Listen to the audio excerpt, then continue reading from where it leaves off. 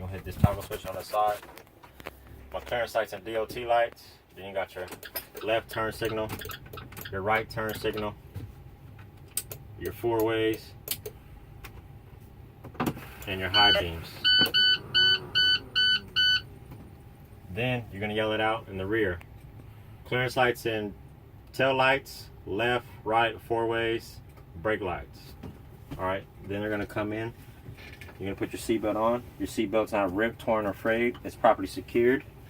Then it latches and unlatches properly. Then you're gonna safe start the vehicle. You're gonna make sure it's in neutral. Your parking brakes are set. Then you're gonna turn it to auxiliary.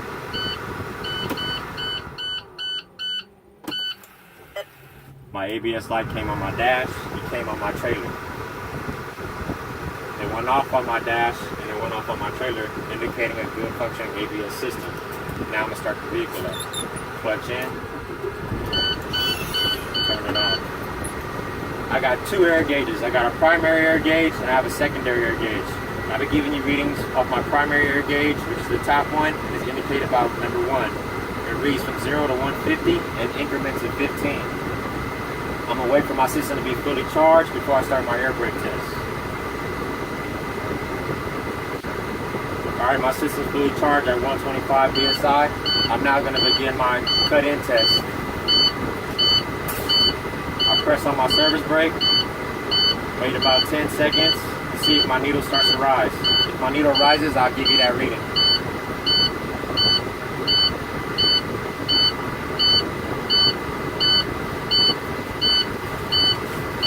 Alright, my needle cut in at 105 PSI.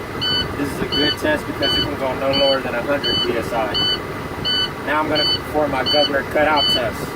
That's when my needle stops rising.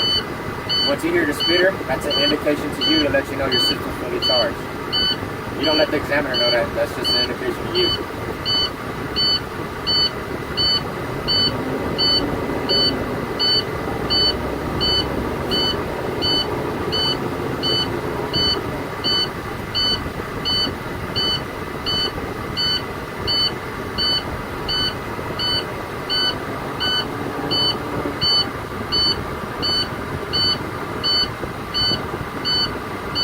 My governor cut out at 125 PSI. This is a good test because the maximum allowed is 140. Now I'm going to do my applied air leakage test. I put my vehicle in 4th gear. Turn my engine off. I'm going to let up off the clutch. I'm going to turn it back to auxiliary so I can read my gauges. Then I'm going to release my parking brake. Then my trailer brake. Once I let the needle settle, I'm going to put my foot on the service brake and then time it for 1 minute.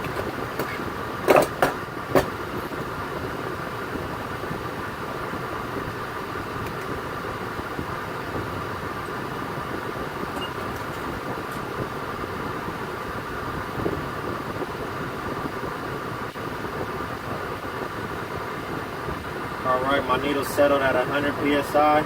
I will begin timing it for 1 minute.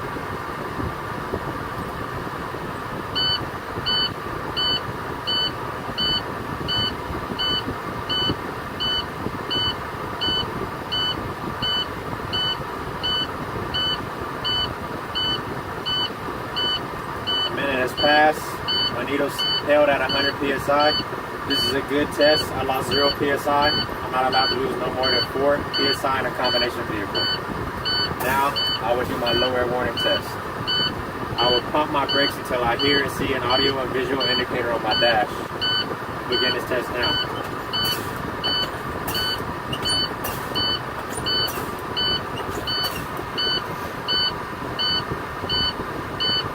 My low air warning light came on at 70 PSI.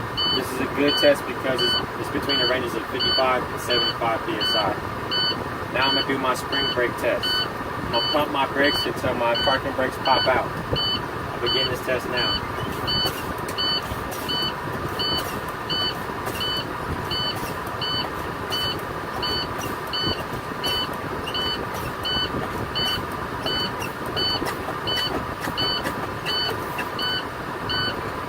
Alright, my spring brake brakes popped out at 20 psi.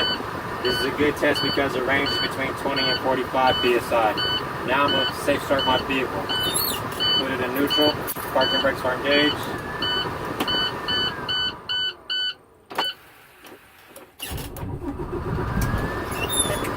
Start up the vehicle. Now while I wait for my system to be fully charged, I'm going to do an in-cab inspection. I check my mirrors, make sure they're not cracked, chipped, or broken. They're probably secure, they're adjusted to me. There's no illegal stickers obstructing my view. I check my mirror mounts to make sure they're not cracked, bent, or broken. They're properly secured, all hours present. I check my windshield. My windshield's not cracked, chipped, or broken. There's no illegal stickers obstructing my view, and it came clear. I check my door. Make sure it opens and closes properly. It's not cracked, bent, or broken. I check my door hinges. They're not cracked, bent, or broken. They're probably secured, all hours present. I check my weather seal, my rubber seal, make sure it's not ripped, torn, frayed, or dry rotted, and it's probably secured. My window, it rolls up, it rolls down, and it rolls up. It's not cracked, chipped, or broken, nor is there any illegal stickers. My windshield wipers, they're not cracked, bent, or broken. They're probably secured, all hours present. My windshield wiper blades, they're not ripped, torn, frayed, or dry rotted. They have the proper tension. And also, they work with my washer fluid. I have my left turn signal, my right turn signal, my four-ways, and my high beams, they work. Then I have my gauges. I have my oil pressure gauge. It reads from 0 to 100. It's at the proper operating level. I have my water temperature gauge. It reads from 140 to 260. It's rising to the proper operating level. I have my voltmeter. It reads from 10 to 16 volts. Right now it's at the proper charging range at 14 volts. My air gauges, like I explained to you earlier, they're from 0 to 150, and they're rising to the proper operating level. I have my defrost. It works. I have my heater. It works. I also have my emergency equipment. My fuse box is right there. It's not cracked, bent, or broken, properly secured. I have my spare fuses up top. I have 3 reflective triangles in the back. They're not cracked, bent, or broken, and they're properly secured.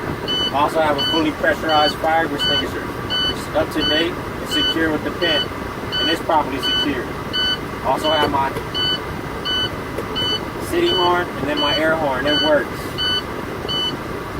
Now that my system's fully charged, I'll perform my parking brake test.